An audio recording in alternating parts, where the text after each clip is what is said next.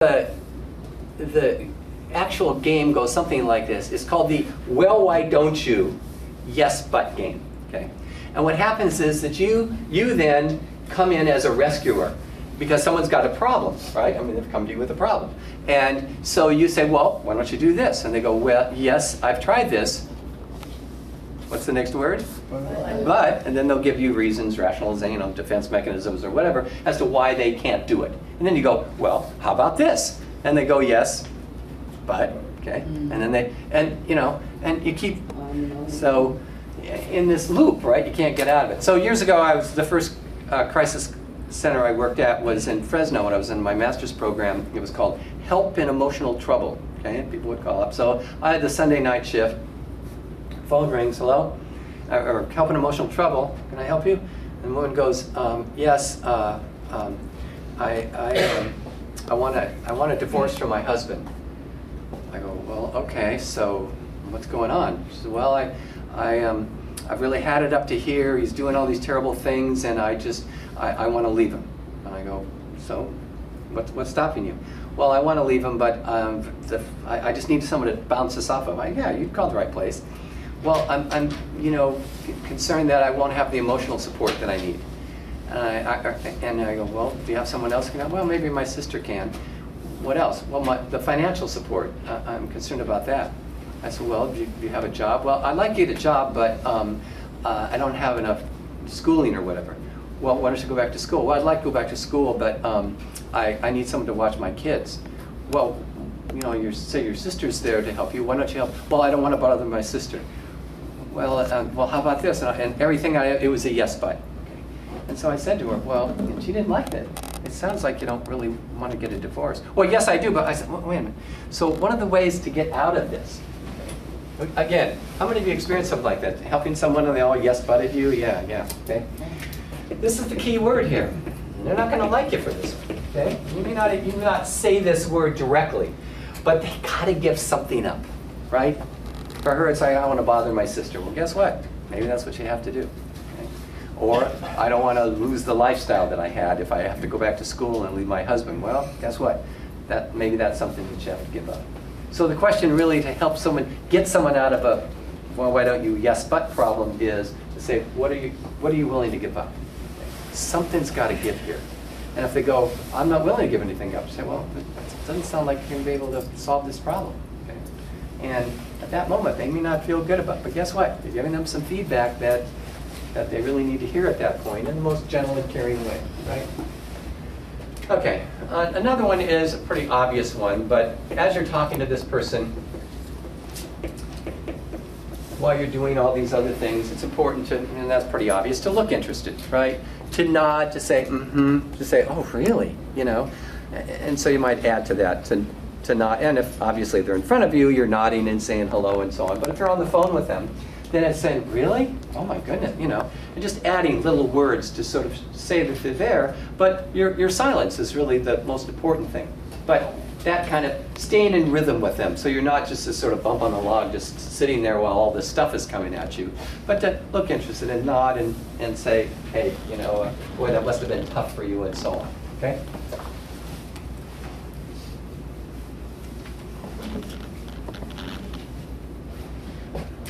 Let's see, where are we? 15? Ask about resources. So what's going on here? Who else out there can help you? Who else out there can help you? Now, for King County, in Washington State here, one of the best places to discover resources is a website called www.crisisclinic.org.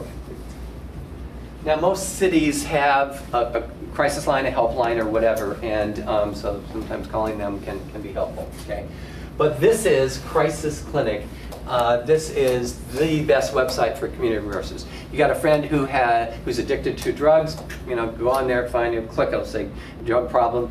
Click on that, and it'll give a list of organizations. And sometimes what we have to do is put together a little bit of list for them, so that so they can be helped. So you do kind of the work and say, here's a list of phone numbers, and I've called these people and they might be able to help you, all right? So, or you have someone who's homeless or someone who's involved in domestic abuse, violence and so on, you click on there and find out who's out there to help. And it's not that you do it all for them, but sometimes, you call the organization and say, hey, I have a friend that is having this problem, what kind of services do you provide, and do you have a website that we can visit and so on, and so now you can come to your friend and say, here, I found something that might be helpful for you, but don't do this alone, okay? Emily, are you with me? Yeah. Okay. All right, another suggestion is ask about, or rather look for clues of depression.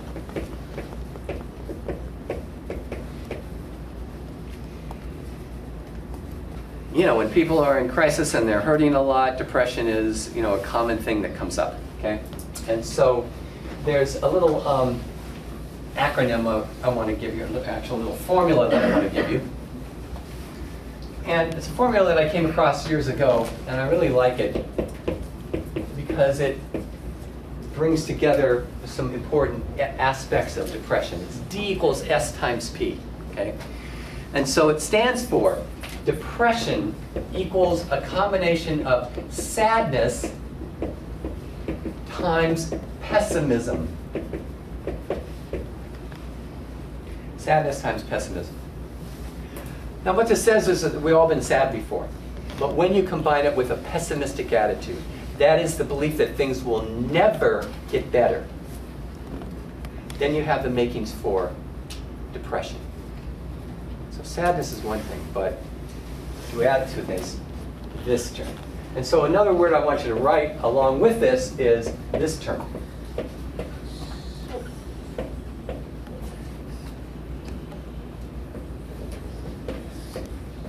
Hopelessness. That's what depressed people feel. So what I want to give you is a short list of symptoms. There are all kinds of symptoms of depression, but these are the kinds of things to watch for. So if you hear your friend starting to say, I have this and this and this, you can go, wow, looks like this person has the makings for depression. Okay? So here are some of the symptoms to watch for. First one that I think should be on most people's list when they're looking for depression is sleep problems. Problems getting to sleep, problems staying asleep. And we've all had that before. How many of you have awakened at 3, 4 in the morning and couldn't get back to sleep, right?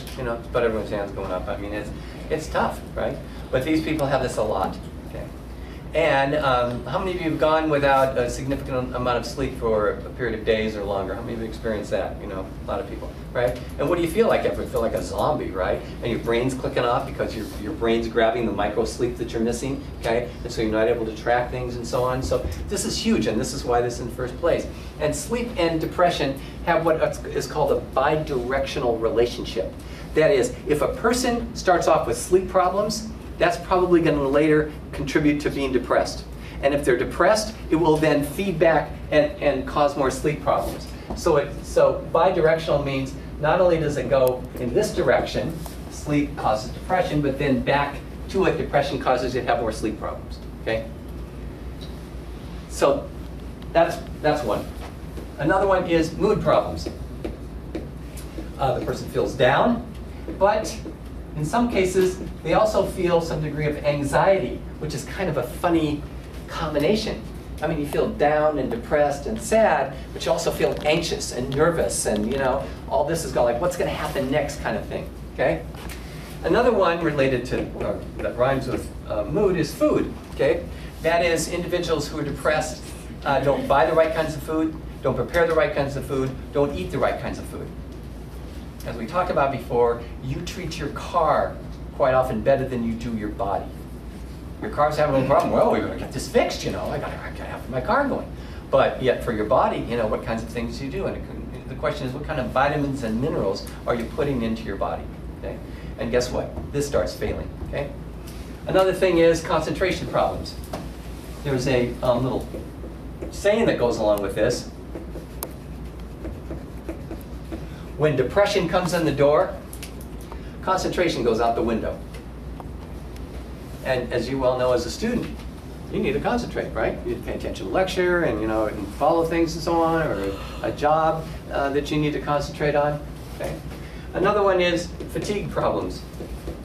When you are depressed, it is a monumental effort to put one step in front of the other. It's like just to get out of bed, like, oh, I gotta get out of bed, I gotta take a shower, I gotta put on my clothes, it's like, oh, okay?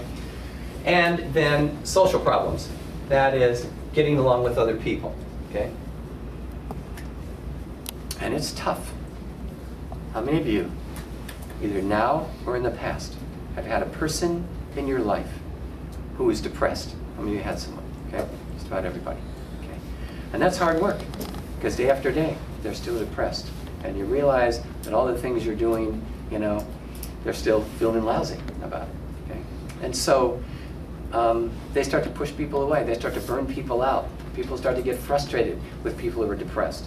And so, or just trying to interact with people when you can't concentrate and all that. And you can see that these things here aren't related to these things, right? You're not getting food or sleep. It's going to affect your concentration, your fatigue, and all that kind of goes together. Okay, so that's kind of the package thing. So let's say that when I came into class today, I sneaked up to each of you and I had this needle, okay? And I went over and I injected you with this needle, okay? And you go, what was that? And I go, well, I've just injected you with the symptoms of depression. Okay? But the symptoms are going to wear off in exactly 1 year. Now, you go, well, thanks a lot, Baugher. Okay. What's the difference between you and people who are really depressed? What's the difference? You know when it's going to end. That's right. You know. What's today, the 3rd? Mm-hmm. 2nd?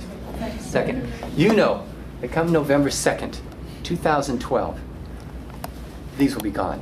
So you could gut it out as much as you hate that, right? Every day you'd go, okay, I can't handle it. Is that what depressed people feel? No, they know. They know, or at least think they know, in their mind, that tomorrow I'm going to feel just as lousy as I feel today, or in fact what? Worse. And so those of you who've been there before, you know what I'm talking about. You know how that feels, okay? And you know how tough it is for other people to try to deal with you, because it's not like you woke up one day and said, yeah, I think I'll be depressed. Yeah, that'll be kind of cool. Yeah, that's not what happens, okay? This stuff starts happening to you, okay? And so another way to think about this, and I talk about this in the suicide intervention workshop, suicide intervention class that I teach, is to think about your life right now as this room, okay? Kind of a metaphor, okay? And here you are in this room, and you're in a lot of pain, physical pain, emotional pain, and you're dealing with all these problems and anxiety and all these stressors going on in your life. And so what does your brain do? Your brain says, find a way to reduce this pain. I can't stand this. So what do? You start going over here in the corner and you crawl into this chair, and that doesn't work. You stand on top of this table, that doesn't work. You stand over by the computer, that doesn't work. You go and hide behind the curtains. You're trying everything you can. You're hanging up from the top of the ceiling. None of that works. And after a while, day after day and week after week goes by, and pretty soon you start saying to yourself, I can't take this anymore. I want out of here. And that door then becomes your method. Except there's something about that, is that no one knows what's on the other side of that door, what death is. No one's been able to come back and say, here's exactly what death is. But people who are depressed sometimes begin to feel, I want out of here. And then begin to think about a method. Then you think about, I can go out that door. A rope around my neck, a gun, pills, cutting myself, carbon monoxide, whatever it is, I can't take this anymore. And then you and I come along and we see you and we see this person in pain and we go, oh, come on, it's not so bad. Have you tried that? Have you tried that? And so on. And so that's where they need a good listener. And your job then, and we're going to talk about this more tomorrow, your job then is to be in a position where you can be such a good listener that you don't have to say, I understand. That person can say to you, you got it, thank you. How many of you have ever been in a situation where you're trying to explain something, some problem you have to someone, and they really get it, and you say to them, thank you? How many